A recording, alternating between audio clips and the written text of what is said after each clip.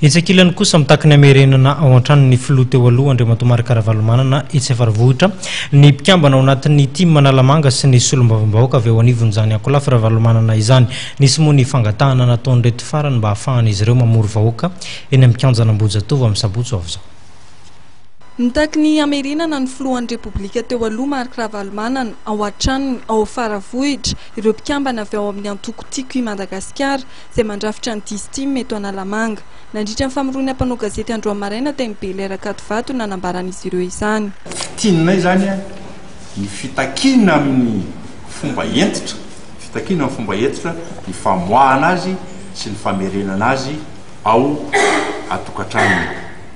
Izany rehetrarehetra zany dia ho tanterahana ao anatin'ny fifanantonana, ao anatin'ny fifampidiniana, ao anatin'ny fanajana ireto fahendrena malagasy anankitelo reto manao hoe tsy niery na vaovao io natota mahaleo ny fanahy.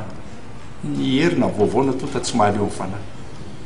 Ny marina tsy mba maty ary aleonay ty mavery tsikalakalambola zay very tsikalakala mpiavarana. Raha ho an'ny resaka fampiavana-pirenena kosa dia nanamafy ireto tarika ny 10 timu Manalamanga ireto fa tokony hirosoana haingana izany ary tsy maintsy hametrahana ny atao hoe vérité réconciliation amin'ny fametrahana izay fampiavana-pirenena izay.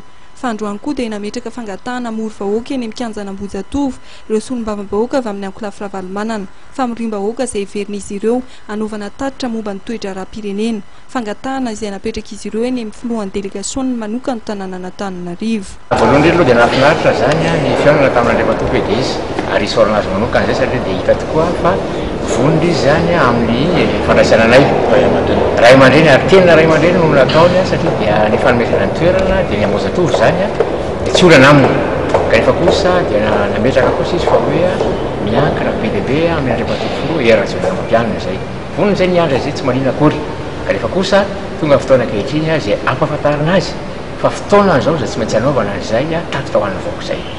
Izay zany mahatonga anay entitra mihitsy satria soary fantara ihany ny fampahafantarana ny vahoaka ny zavatra tokony mampalazaina azy. Hatreto dia tsy mbola misy mivaly mazava momba izay fikasana mory vahoaka izay.